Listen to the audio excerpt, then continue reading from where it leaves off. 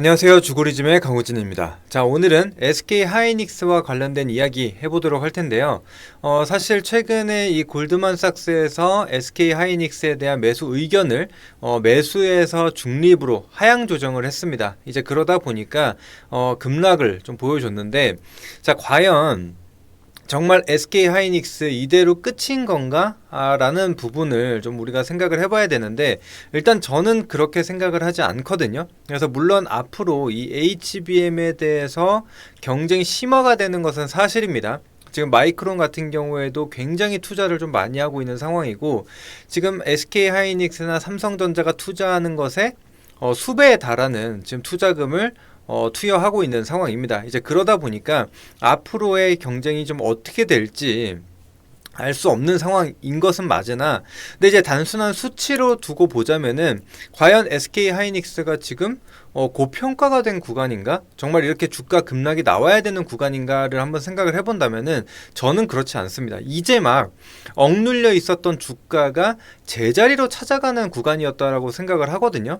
네, 그래서 그런 부분에 대해서 좀 말씀을 드릴 텐데, 자, 일단은 이 HBM4에 대해서 정말 어느 정도의 물량이 나올지 이런 부분들은 다 제쳐두고 일단은 직전 분기에 대한 수치만 두고 한번 좀 보도록 할 겁니다.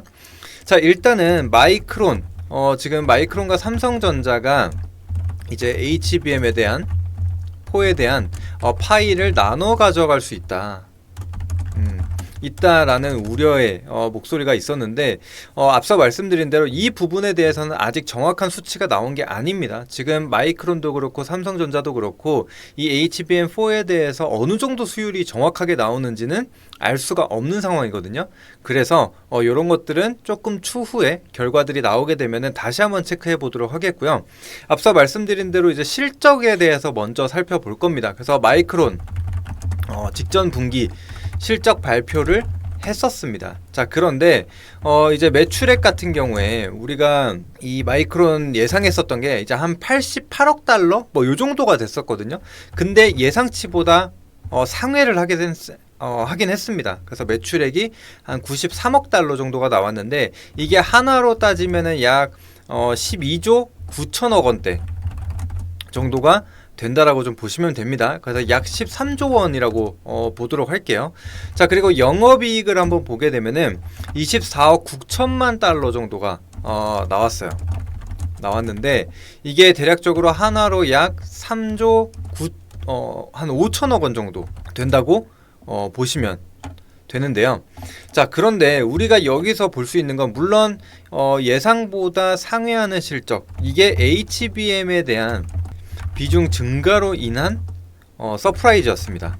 이거는 맞아요. 그래서 HBM 기준으로 봤을 때 매출액이 전년 동기 대비 약 50% 정도 증가를 했다라고 합니다. 자, 그런데 이런 것들을 다 제쳐두고 결국에는 우리가 수치로만 봤을 때 과연 SK 하이닉스가 마이크론이랑 비교를 했을 때 고평가인가? 라는 부분을 좀 따져볼 텐데, 자, 일단은 현재 마이크론의 이제 PER이라고 하죠. PER이 약 20배 정도가 됩니다.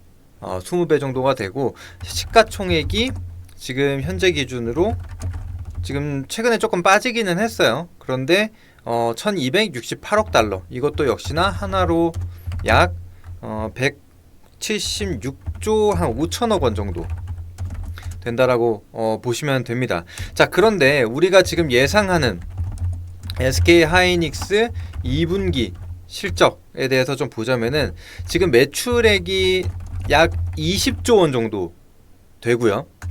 자, 그리고 영업이익이 약 9조 원 정도, 지금 8조 5천억에서 9조 원 정도 사이를 지금 예상을 하고 있는 상황입니다.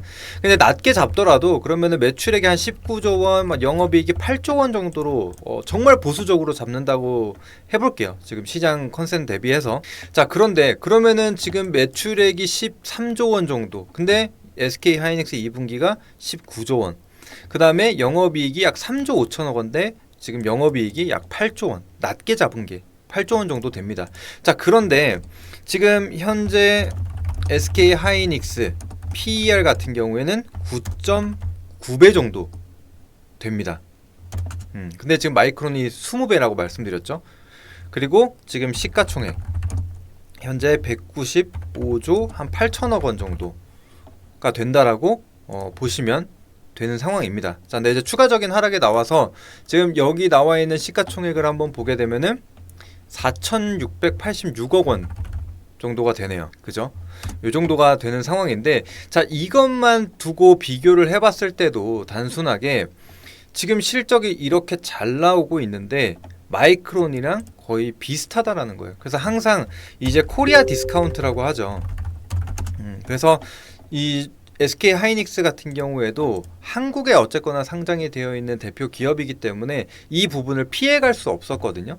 자, 그렇기 때문에 더 저평가가 돼 있었다라는 겁니다. 심지어 최근에 이게 100% 가까운 상승을 좀 보여줬다라는 거예요. 저점 대비해서. 지금 최근 저점으로 좀 봤을 때 14만 4,700원 정도가 되는데 현재가 기준으로 85%가 오른 상황입니다. 그래서 최저점 대 최고점을 연결하게 되면은 딱 100%가 조금 넘는 상승이 나왔다라는 거죠.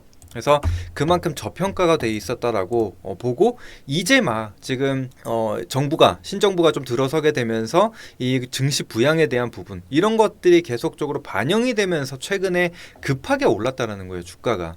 그쵸? 그래서 이제 막 제자리를 찾아가고 있었던 상황인데 이걸 가지고 지금 너무 많이 올랐다? 혹은 앞으로 뭐 공급 과잉이라든지 경쟁 심화로 인해서 SK 하이닉스가 빠질 것이다. 이렇게 보는 것은 지금 너무 이른 시각이 아닌가라는 생각을 하는 부분입니다. 그래서 이런 수치적으로 봤을 때도 지금 20만 원, 뭐 25만 원 밑으로 계속적으로 빠질 만한 실적은 아니다. 라고 좀 보고 있는 겁니다. 그래서 아무리 뭐 물론 이제 삼성전자나 마이크론이 좀 치고 올라온다고 하더라도 이미 이 엔비디아의 이 신뢰도가 상당히 좀 많이 쌓여 있는 상황이기 때문에 이게 그냥 쉽게 변할 거라고 보지는 않거든요. 물론 엔비디아 입장에서도 한 기업의 의존도가 상당히 높다라는 것은 싫어할 겁니다. 그래서 어느 정도 분배를 할 거지만 지금 이전부터 얘기가 나왔던 게 수율이 많이 올라온다라고 해도 SK 하이닉스가 지금 현재로서는 압도적인 상황이기 때문에 아직은 모른다라고 좀 보시는 게 맞지 않을까라는 생각을 합니다. 자, 그래서 일단은 단순하게 지금 실적 부분으로 좀 접근을 해봤고요. 그리고 우리가 또 봐야 될 게 이제 공매도에 대한 부분이라고 좀 생각을 하거든요. 그래서 이 공매도를 한번 보시게 되면은 SK 하이닉스. 자, 지금 이전에는 뭐 가끔 6%대가 나오기도 했지만 보통 0%, 3%, 2%대를 유지를 했거든요. 근데 최근에 이 30만 원 구간으로 올라오고 나서부터는 점점 더 늘어났습니다. 특히나 이제 15일이죠. 7월 15일은 무려 매매 비중 이 10%에 달하는 부분이 공매도였다라고 좀 보시면 됩니다. 그러면은 7월 15일이라고 하면은 이 자리거든요.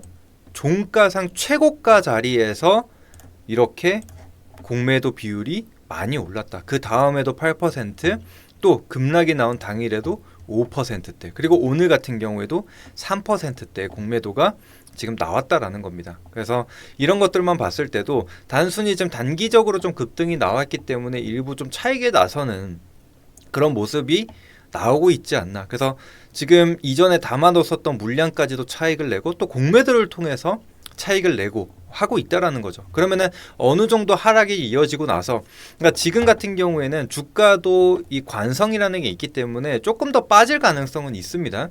자, 그런데 그렇다라고 한다면은 지금 전혀 고평가 구간이 아니기 때문에 저가 매수세 다시 들어올 수 있다. 게다가 지금 공매도를 많이 쳐둔 상황이기 때문에 쇼커버링 물량까지도 들어올 수 있다라고 좀 판단이 되는 부분입니다. 그래서 제 생각에는 지금 SK 하이닉스 벌써부터 좀 걱정하기에는 시기상조다라고 좀 생각이 되니까 너무 걱정하지 마시고, 일단은 뭐 수익권에 있으신 분들은 굳이 수익을 좀 반납할 이유는 없겠죠.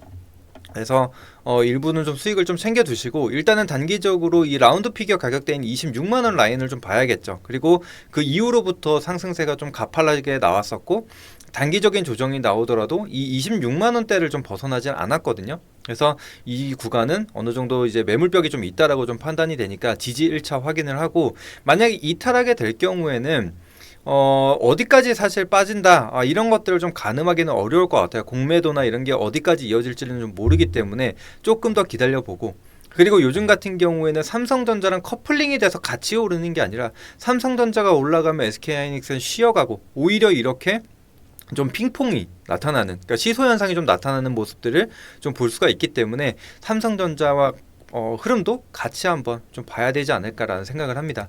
그리고 지금 시장 코스피를 계속적으로 끌어올리기 위해서 SK 하이닉스를 무작정 누를 수는 없다라고 좀 판단이 되거든요. 그래서 그런 수급적인 측면으로 봤을 때도 충분히 반등이 가능하다라고 좀 보고 있습니다.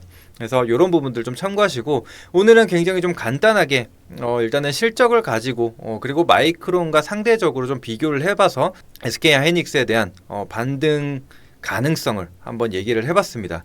자, 그래서 이 부분 좀 참고해 주시고, 일단은 시장 자체는 우상향 흐름 계속되고 있습니다. 그래서 이런 부분들도 전혀 무시할 수가 없다. SK하이닉스 상방으로 좀 보자. 그래서 조금 더 조정 기다려 봤다가 오히려 매수 기회가 나타날 수 있다라고 좀 봅니다. 특히나 지금 외국인이 이 당일에 굉장히 많이 던지기는 했어요. 그렇기 때문에 외국인 수급이 들어오는 것들도 좀 같이 기다려 보자. 그리고 아까 말씀드렸던 쇼커버링 물량이 좀 들어올 때 단순히 쇼커버링 물량 한 번 들어오고 끝날 것인가, 그게 조금 더 지속이 될 것인가, 이런 것들도 같이 좀 체크해 보시면 좋을 것 같습니다.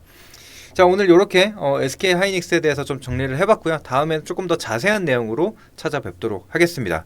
감사합니다.